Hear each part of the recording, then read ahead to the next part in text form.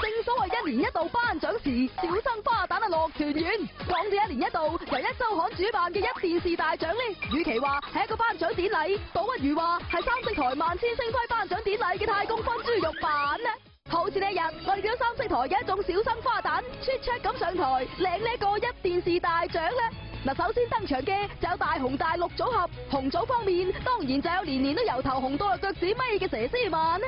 只見佢今年着咗一件一字領嘅紅色小短裙，而上年呢就着咗一件紗質嘅紅色背心裙，而再上年就係一條紅當當嘅抹胸長裙。哇，睇嚟阿佘真係誓要紅足18年啦！而同阿佘形成鮮明對比嘅綠組方面，張可頤姐姐呢一條露背高腰連身褲就盡顯咗佢女強人嘅本色啦。只不過當牛魔王孫個近鏡埋去，就發現阿可頤姐姐面容上面有少少潮水噃。可頤姐，你勤力搏殺之餘都要注意下皮膚嘅保養至得㗎。不過講到搏殺啦噃，當日幸兒、嘉欣、敏詩呢3個嬌娃組嘅亮相就吸引咗唔少嘅眼球啦。同阿可頤身大露背相比，事後幸兒今日呢一身裝扮就明顯保守咗唔少。不過唔緊要，有住藍色情侶裝嘅男朋友仔阿 Bosco 常伴左右，邊個風頭都唔夠你兩個勁咧！送走阿幸兒中澤呢對小夫妻之後，姊妹檔法拉同埋敏詩就面貼面咁上場啦。呢度快啲咪呢度！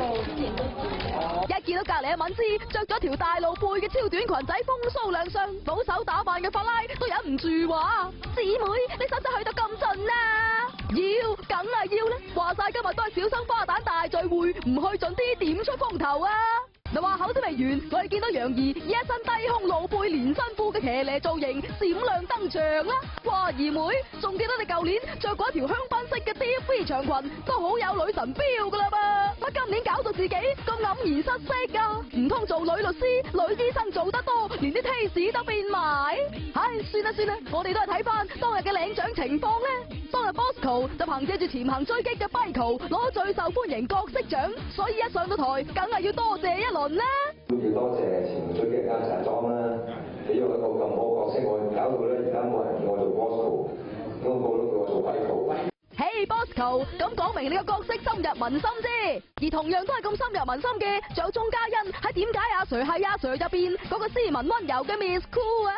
所以當日佢憑借住呢個角色入選咗10大電視藝人嗰陣，都好開心唔敢話。都係 keep 住做好自己嘅戲啦，同埋進步自己唱歌啦，同埋嚟緊都希望可以多方面發展，可以嘗試多啲唔同嘅角色。